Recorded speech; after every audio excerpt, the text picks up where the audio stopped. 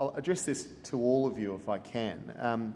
This week, earlier this week, the Australian government unveiled its industry, innovation and competitiveness agenda, for naming what it believes are the 5 strongest sectors of this economy. 5 sectors were food and agribusiness, mining, technology and services, oil, gas and energy resources, medical technology and pharmaceuticals, and advanced manufacturing.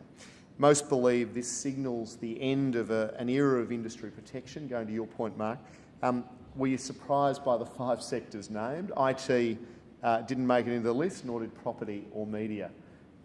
What are your comments about that? Mark, I might start with you off your comment earlier. Well, look, I think there's certainly 5 core sectors. I think there's others that you mentioned, but at the end of the day, it's a good place to start. I think it's good to define and say, look, you know, you've got to do more than just digging up the country to create a hole that's big enough to see from space, and you know, you need to add value through the process. And I think there's some really exciting things going on. One of the most exciting things I heard, you know, in the last month or so, I was in the US and I was talking to some physicians, and they were saying how they read and diagnose scans, MRIs, etc., while doctors in Sydney are asleep, and then doctors in Sydney are doing the same thing for them. And that's very high value add, service orientated business. Very, you know, obviously it's a great way because you scale it up, getting through more patients, making lives better, you know, using that expensive MRI technology more efficiently than you otherwise could. And there's some incredible advancements, you know, just amazing things around harnessing technology in industry as well. So anyway, that aligns as well, I believe, with the Business Council of Australia's you know, roadmap for a better future. Clearly, we have to, you know, stop kind of fighting and wasting resources and think very carefully about what we do. You know, it's ours to lose, you know, but you can't destroy the Great Barrier Reef. You know, the Indigenous people thinking about protecting the land and what we've got is so important. You know, I do think we have to be very careful about how we play the next decade, because it will be a decade that will define our future as it should be, which is a bright and illustrious one, or, you know, regale us to being the guys that couldn't work it out, the guys and girls that couldn't work it out, because it shouldn't be that hard, you know, with so many natural opportunities. So Bill, that agenda, do you feel that's broadly right? Oh, look, I think all of those industries that you mentioned are worthy industries. I don't think we should be in denial about the fact that we do have a comparative advantage in agriculture and we do have a comparative advantage in resources, and we shouldn't be ashamed of that. I think we should also, however, recognise that, to Mark's point about the middle class, the number that I use, 2030, there'll be 3.2 billion Asian middle class.